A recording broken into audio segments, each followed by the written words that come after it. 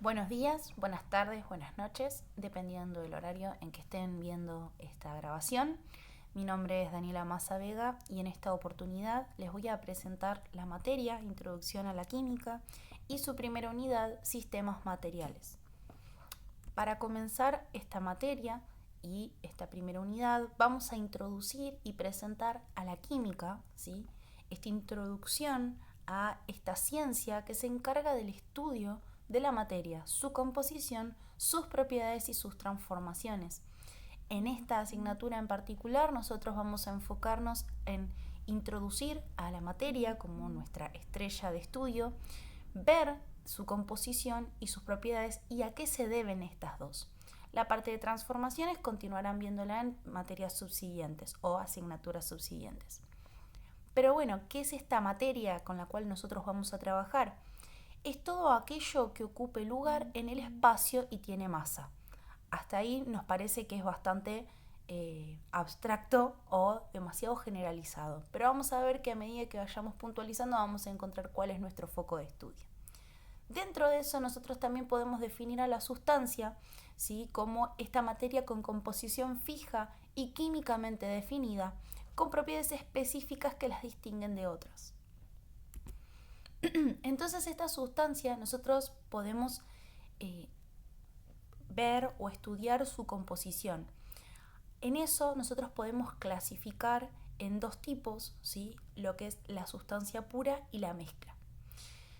La sustancia pura es aquella que no se puede descomponer en otras mediante procesos o procedimientos físicos, por ejemplo el agua.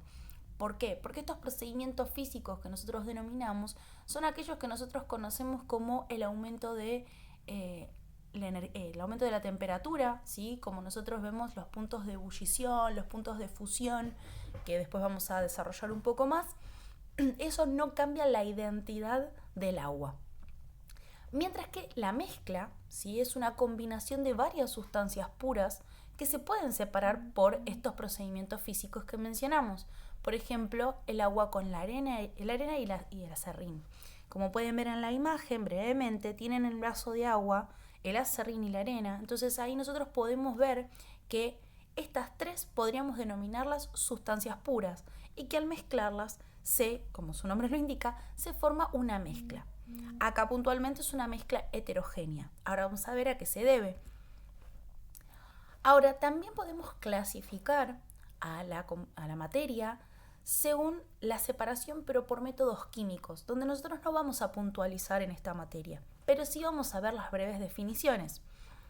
Por un lado vamos a tener a las sustancias simples, que son aquellas que no pueden ser descompuestas en otras por métodos químicos, como podemos ver los casos de los gases diatómicos, como es el oxígeno, el nitrógeno, el hidrógeno. Como ven ahí son tres moléculas compuestas por dos átomos, ¿sí?, que por métodos físicos no los podemos separar y por métodos químicos tampoco. También tenemos al calcio y al carbono, ¿sí?, dos metales que podemos verlos en las imágenes de la diapositiva. Ahora, después tenemos lo que es la sustancia compuesta, que es aquella que puede ser descompuesta en otros por métodos químicos. Por ejemplo, tenemos el agua, óxidos de hierro, tanto que sea estos dos tipos de óxidos de hierro que se ven en pantalla, los óxidos de aluminio y el dióxido de carbono. Estos, por métodos físicos, como vimos anteriormente, no se pueden separar, pero por métodos químicos sí. Todo lo que tiene que ver con reacciones y transformaciones, que es lo que nosotros no vemos en esta materia. Entonces, con quedarnos en estas dos clasificaciones, más que nada con la determinación de los diferentes nombres, ¿sí?, sustancia simple y sustancia compuesta, a nosotros nos alcanza, pero sí vamos a trabajar puntualmente con lo que es sustancia pura y mezcla. Entonces, acá brevemente, para que se entienda lo que es la diferencia entre una sustancia simple y una sustancia compuesta, vamos a ver cómo el agua se separa por una transformación química en hidrógeno y oxígeno, dos compuestos que dijimos que es una sustancia simple. Ahora, aparte de la composición de la materia, también tenemos las propiedades de la materia.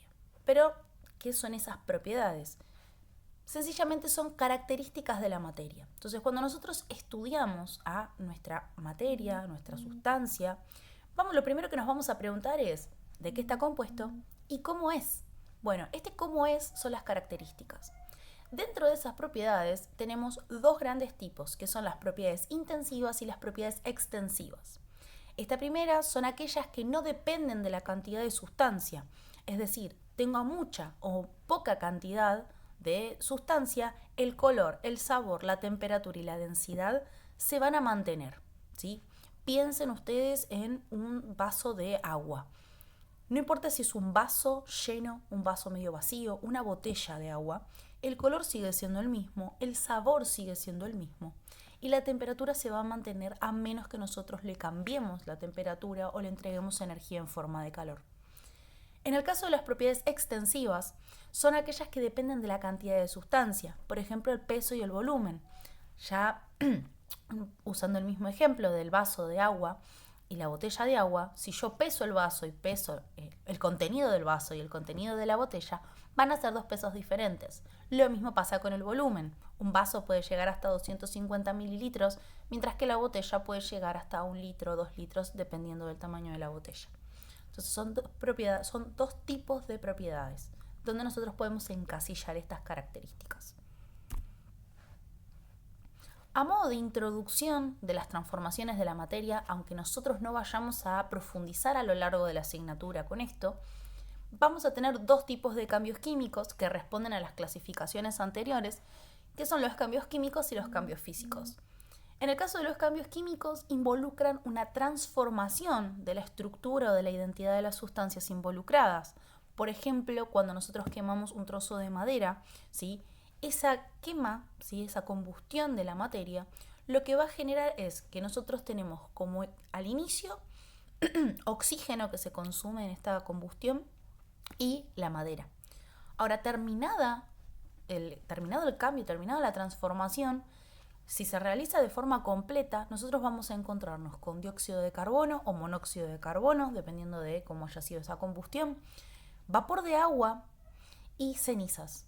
Entonces, fijémonos que cambia la estructura y hasta la identidad, porque el oxígeno y la madera que nosotros teníamos antes ahora ya no están, sino que están transformados en los otros productos. En cambio, en los cambios físicos, lo que cambia es el aspecto, pero no la naturaleza o la identidad de la sustancia. Por ejemplo, manteniendo lo de la madera, al cortar un trozo de madera, lo que vamos a tener son dos trozos de madera, o a lo sumo le cambiamos la forma de la madera. Por ejemplo, un tronco y el tallado de ese tronco. Sigue siendo una madera, ¿sí? Sigue siendo madera. Lo que cambia es la forma que le dimos. En el caso de derretir un hielo, ¿sí? Las transformaciones del agua son algo mucho más cotidiano, donde nosotros podemos identificar que seguimos trabajando con agua, pero que va cambiando su aspecto. No es lo mismo el vapor de agua o partamos desde el hielo. Sacamos el cubito de la heladera, lo dejamos afuera, se hace líquido a temperatura ambiente. Ahora, si yo ese líquido lo paso a una olla y lo pongo a hervir, ahí vamos a ver que cambia de líquido a gaseoso, porque vemos el vapor de agua. Fíjense que ahí pasamos por 3 estados de la materia diferentes, que ahora vamos a ver qué es, pero sigue siendo agua. Entonces cambia su aspecto, pero no su identidad química. Ahora, esos estados de la materia por los que pasa el agua se corresponden con estos estados de la materia que podemos ver en la diapositiva. Nosotros vamos a tener estados de la materia más organizados a menos organizados y que tiene que ver con la energía cinética de cada una de las partículas. Entonces podemos ver que en el caso del sólido es una composición mucho más arreglada, un estado de agregación más ordenado y con poco movimiento. Lo único que vamos a ver es más vibración entre partícula y partícula. En el caso del líquido hay un menor arreglo, ocupa más el volumen de nuestro frasco, de nuestro envase. Y en el gas podemos ver que hay un aumento de la energía cinética, o sea, se mueven más las partículas aparte de vibrar y no están tan en contacto unas con otras, ocupando el volumen completo, no importando la cantidad de gas que tengamos.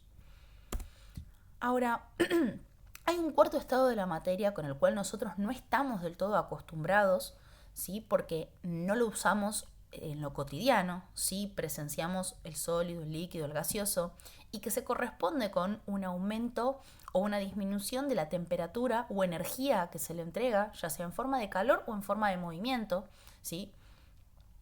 Pero fíjense que la cuarta la denominamos plasma, que en ese cuarto estado de la materia lo que vemos son cargas, ¿sí? Cargas negativas y positivas, donde nosotros podemos encontrar que este cuarto estado de la materia es el más energético, ¿sí? O de mayor energía.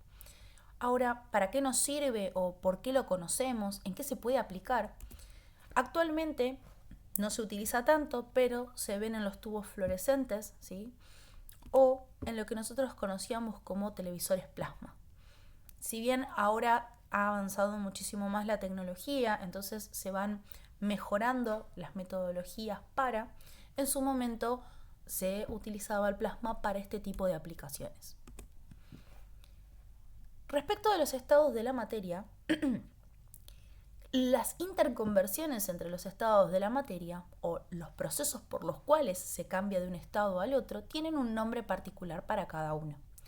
Lo que es el pasaje de gaseoso a líquido o de líquido a gaseoso, vamos a ver que trabajamos con lo que es la condensación y la vaporización. Dos metodologías que nosotros estamos en contacto, quizás lo vimos en el ciclo del agua, allá lejos y hace tiempo en nuestra primaria o secundaria. Pero si no, pensemos en un ejemplo muy puntual de, en el caso de la condensación, cuando nosotros hacemos vapor contra un vidrio frío.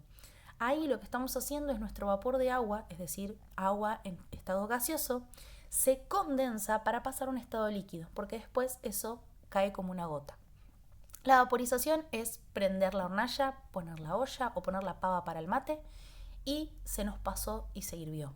Cuando vemos el humito, el famoso humito, es vapor de agua que está pasando de líquido a gaseoso, es decir, se nos pasó el agua del mate.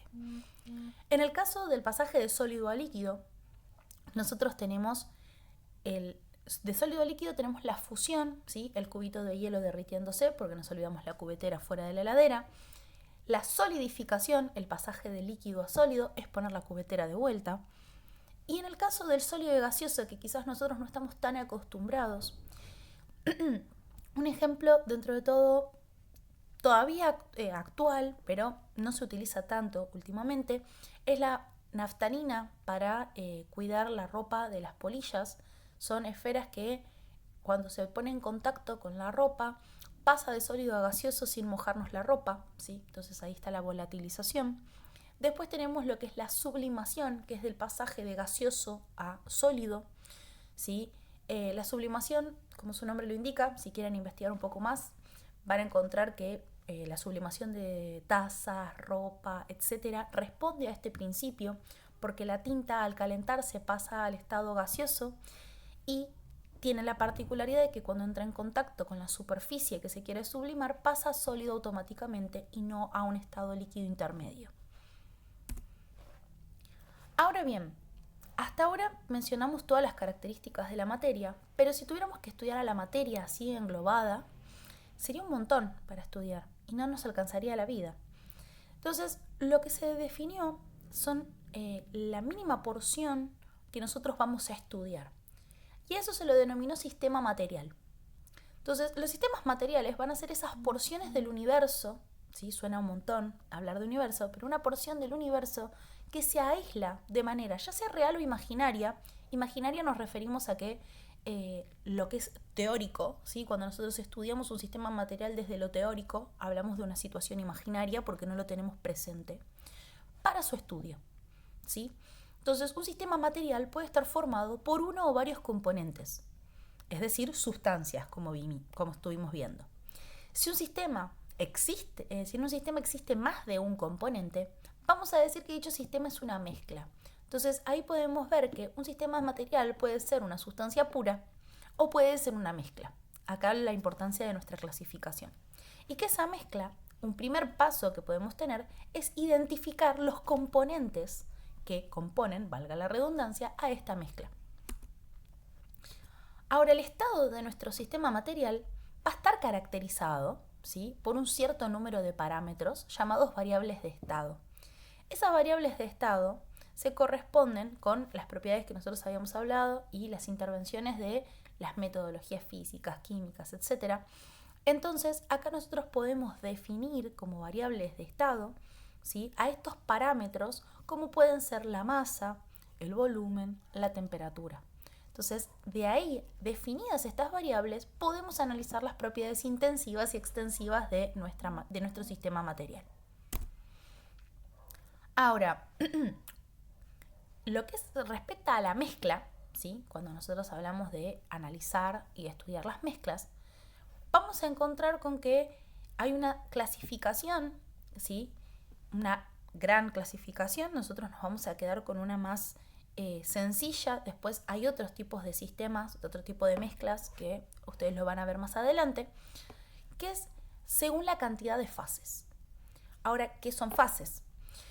Una fase es una zona macroscópica, es decir, que nosotros la podemos ver a simple vista, del espacio que posee una composición química y sus propiedades físicas uniformes. Es decir, la composición química, ¿sí?, se mantiene en cada uno de los puntos de esa fase y sus propiedades físicas también. Es decir, no voy a tener un punto arriba con una temperatura y un punto abajo con otra temperatura. Si es una misma fase, van a mantener la misma temperatura, la misma masa, etc. Ahora, si tengo más de una fase, ahí sí voy a ver que en una fase se comporta de una determinada forma y la otra fase de otra. Entonces, esta cantidad de fases nos permite clasificar en dos grandes tipos de sistemas. Un sistema homogéneo, que también puede ser denominado solución, que es un sistema material que tiene iguales propiedades intensivas en todos sus puntos, que quiere decir que presenta una única fase. Por ejemplo, agua con azúcar. El ejemplo que vemos acá del agua con azúcar, ¿sí?, es una solución, ¿sí?, un sistema homogéneo en el que se mezcla el azúcar con el agua, es decir, dos sustancias puras, hasta ahora lo que nosotros venimos mencionando, se mezclan dos sustancias puras, azúcar y agua, se mezclan con energía entregada en forma de movimiento y se genera esta mezcla homogénea. Es decir, yo no identifico al agua por separado ni al azúcar por separado, sino que veo una sola fase. Mientras que un sistema heterogéneo va a ser el sistema material que presente distintas propiedades según la porción que se tome de él. Entonces ahí sí vemos que se presentan dos o más fases. Cuando hay más de una fase, lo que nosotros podemos apreciar son superficies de discontinuidad, es decir, que si yo veo de arriba abajo o de abajo arriba, voy a ver cómo las propiedades se mantienen hasta que hay una discontinuidad y tenemos una diferencia de propiedades en la otra fase. Acá podemos ver el ejemplo claro del agua con aceite. Quizás cuando nosotros recién lo mezclamos se forman estas burbujas de interacción, de la forma que tiene el aceite de repeler al agua, hablando mal y pronto, pero que si ustedes lo mantienen un buen tiempo sin agitar, sin hacer nada, van a ver que se forman estas dos fases, es decir, se separan porque no pueden entrar en contacto. Ahora, estos sistemas, entonces si hacemos un reconto de lo que vimos hasta el momento, tenemos a nuestra materia, achicamos nuestro sistema de estudio a sistemas materiales. Esos sistemas materiales se puede tratar de una sustancia pura o una mezcla, y que esa mezcla, en caso de que lo sea, puede ser un sistema homogéneo o un sistema heterogéneo. Ahora, ¿cómo sabemos cuáles son las sustancias puras que componen nuestro sistema material para poder seguir estudiándolo? Bueno, estos componentes pueden ser separados mediante diferentes técnicas. Esto es, mediante la extracción, ¿sí? Ahora vamos a ir enumerando algunos tipos de técnicas. Una es la extracción, que es el agregado de un solvente al sistema, es decir, agregamos ya sea puede ser líquido, sólido, gaseoso, pero la base acá es que en gran cantidad solubiliza a uno de nuestros componentes y a otro no. Entonces, esta interacción del solvente con uno de nuestros componentes que es soluble y el otro no, permite separarlo como lo vemos en la imagen. Acá podemos ver la arena y la sal, ¿sí? Le agregamos el agua, la sal es soluble en el agua, entonces interacciona con el agua y después Sacando el agua de encima, ¿sí? Como podemos ver en este paso, ahí extrajimos la sal, ¿sí? Entonces el proceso de extracción en sí mismo es esta mezcla del agua con la sal. Después este paso es una separación más manual que nos permite separar por un lado el agua y por el otro lado la arena. Ahora, si yo quisiera quedarme con la sal sin el agua, tenemos la etapa de evaporación, donde se calienta el sistema y se evaporan algunos componentes y otros no. En esto nosotros necesitamos la información de los puntos de ebullición o puntos de fusión, dependiendo el estado de la materia.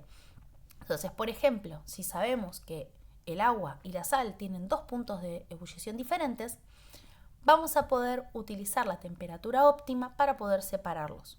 Otro ejemplo también es la tiza y el agua, que se comporta similar a la sal, entonces nos permite evaporar el agua si no la recuperamos, pero si nos quedamos con la tiza. Otro caso es la imantación. Acá dependemos de que nuestros materiales tengan propiedades magnéticas, entonces al utilizar un imán podemos atraer los componentes con propiedades magnéticas y se mantienen en el lugar aquellas que no. Acá podemos ver el ejemplo de las limaduras de hierro y arena. Las limaduras de hierro pueden ser, por ejemplo, la esponja de virulana. Después tenemos lo que es la filtración. En este caso, nosotros vamos a poder separar sólidos insolubles en un líquido, ¿sí? Si están solubles, va a pasar tranquilísimo por el filtro. Entonces, lo que son los sólidos insolubles en un líquido, es decir, que podemos diferenciar el sólido del líquido, el sólido va a quedar en el filtro y el líquido va a pasar. Entonces acá vemos el ejemplo de la arcilla y el agua, como vemos en este ejemplo. Después tenemos lo que es la tamización. Acá nos va a servir para diferentes tipos de sólidos, porque vamos a poder separar por tamaño, mediante diferentes tamices. Acá lo que nosotros tenemos que tener en cuenta es el tamaño de nuestros sólidos y el poro del tamiz. Entonces, dependiendo de lo que yo necesite, voy a buscar los diferentes tamices. Acá vemos ejemplos de separación de tierra, donde separamos arena y canto rodado. Otras 2 técnicas que son similares pero a la vez diferentes, y acá es importante uno ver la diferencia para ver en qué situación lo aplica y en qué situación no. En el caso de la decantación va a permitir separar componentes por diferencia de densidad.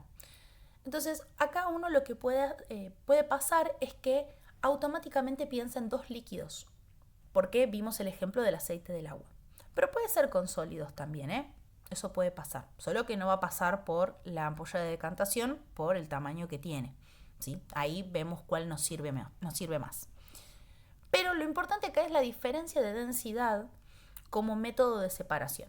Entonces acá podemos ver aceite y agua, arena y agua, ¿sí? Entonces ahí vamos a poder separar. En el caso de la destilación, permite separar los componentes por diferencia en sus puntos de ebullición. Acá también son 2 líquidos, entonces por eso a veces se confunde una con la otra. Pero en este caso, en la destilación, lo que nosotros utilizamos a nuestro favor para separar son los puntos de ebullición, como nos pasó con la evaporación, ¿sí? Si vamos a comparar uno con otro, la destilación se parece más a la evaporación.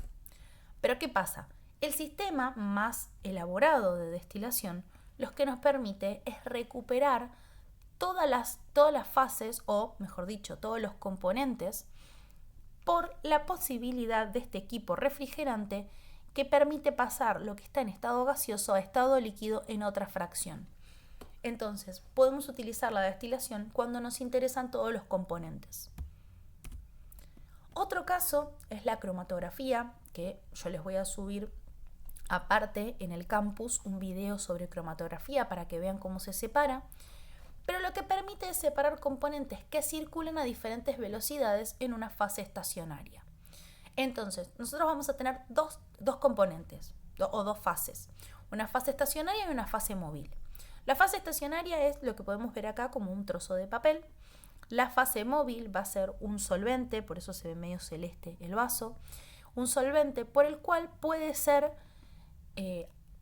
adepto nuestro componente o no. Entonces, esta diferencia de migración nos permite separar, por ejemplo, en el caso del fibrón o de un bolígrafo, la tinta que tiene, los diferentes pigmentos que tiene esa tinta.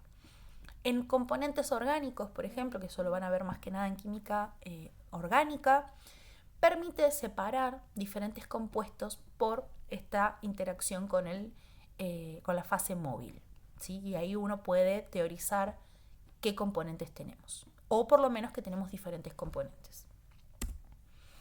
Entonces, a modo de resumen, podemos hablar de la materia como nuestro sistema de estudio. Esta materia se puede clasificar por métodos físicos en mezclas o sustancias puras. Esas sustancias puras a su vez se pueden clasificar en sustancias compuestas y simples, ya es por una separación por métodos químicos. Y en el caso de las mezclas podemos clasificarlas según la cantidad de fases en heterogéneas y homogéneas. Ahora, a separar la mezcla, tenemos que tener en cuenta qué tipo de componentes tenemos y sus estados de agregación, y de ahí realizarnos las diferentes preguntas que tenemos a continuación para poder ver o poder definir cuál es el sistema que mejor nos sirve para poder separar, de forma que sean la menor cantidad de pasos posibles y lo más baratos o económicos posibles. Bueno, con esto terminamos nuestra primera clase. Los espero en nuestra clase sincrónica. Muchos éxitos.